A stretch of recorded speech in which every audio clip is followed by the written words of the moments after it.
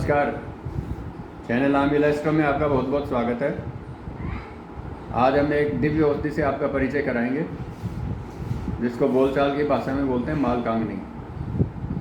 इसका दूसरा नाम ज्योतिष्मती है और इसका जो वनस्पतिक नाम है सेलेस्ट्रस पैनिकुलेटस है।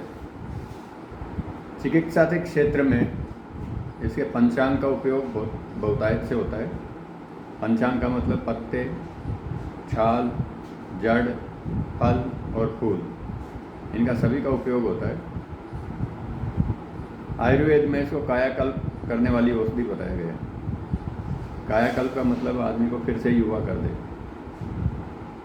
ये औषधि उष्ण प्रदेशों में प्राय सभी जगह पाई जाती है। आप इस औषधि के बारे में बहुत कुछ जानते होंगे। हम आपको फिर से एक बार इसका परिचय कराते हैं, इसके बारे में जानें और हो सके तो इसका उपयोग भी करें, क्यों ये एक ही औषधि होती है। ये जो ऐसी दिव्य औषधि है कि स्वयं ही 50 बीमारियों की दूर करती है जड़ से। देखें और इसके बारे में जानें। ये दिव्य औषधि जो आपके सामने है, एक लता के रूप में, इसको मालकांगनी ज्योतिष्मती बोलते हैं। इसका जो साइंटिफिक नाम है, वनस्पतिक नाम है सेलेस्ट्रस पैनिकुलेटस।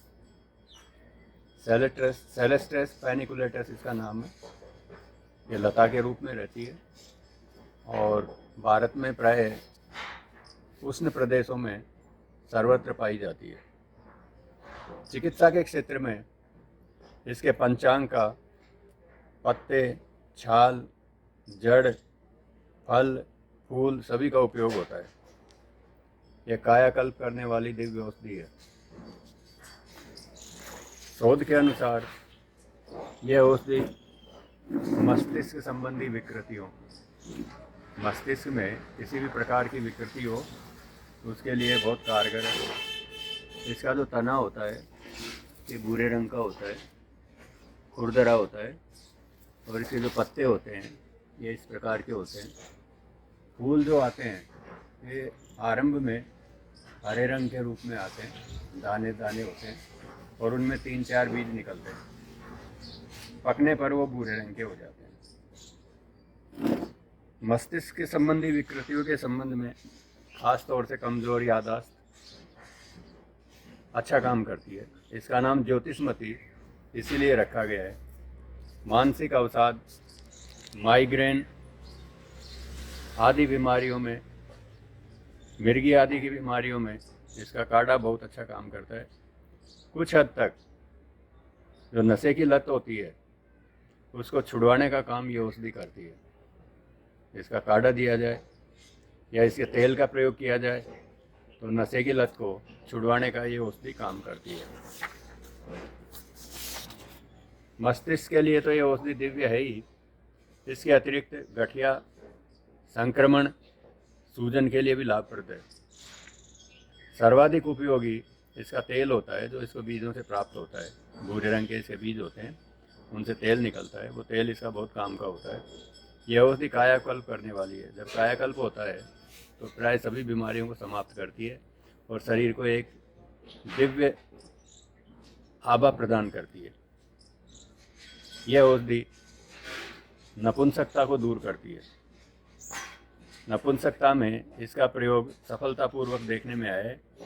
इसकी प्रकृति गर्म होती है, इसलिए गर्मी में इसका प्रयोग बहुत ही सावधानी के साथ में, और जो व्यक्ति युवावस्था के हैं उनका इसको प्रयोग बहुत ही सावधानी के साथ में और चिकित्सक परामर्श से करना चाहिए। यह वात को और पित्त को दोनों को नियंत्रित करती है। पेट के रोगों में इसका प्रयोग बहुत ही लाभदायक है। पेट के रोगों में इसका प्रयोग बहुत ही ज़्यादा लाभदायक है। भूख बढ़ा करके पाचन तंत्र को दुरुस्त करती है। इसका तेल जोड़ों के दर्द में बहुत कारगर है। जिनको गठिया की बीमारी है, सूजन है, इसके तेल की धीरे धीरे उसके ऊपर मालिश करें, साथ ही तेल का सेवन भी करें। ये गठिया में बहुत ही कारगर है।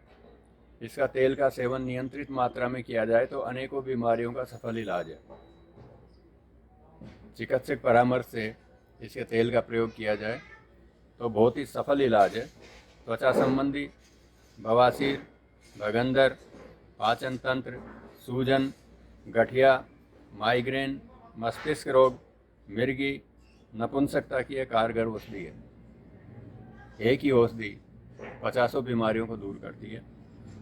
छोटे बच्चों की याददाश्त कमज़ोर हो रही हो, कई बच्चों की याददाश्त कमज़ोर हो जाती है, छोटे बच्चों की, यदि उनकी याददाश्त कमज़ोर होती है तो इसकी जड़ को निकाल करके, विधिवत निकाल करके और उनके सिराने रखकर सोने से आशातीत लाभ प्राप्त देखने को मिलता है। यह औषधि प्राय सभी जगह पाई जाती है। आप इसको घर में भी लगा सकते हैं, लता के रूप में रहती है और इसके छोटे छोटे बहुत सुंदर फूल आते हैं और फल भी इसके छोटे छोटे लगते हैं, जिनमें 3-4 बीज निकलते हैं कम से कम। इसका प्रयोग निश्चित रूप से कई जो असाध्य बीमारियां होती हैं उनमें सफलतापूर्वक उनको दूर करने में देखा गया है। अब आज का विचार बिंदु,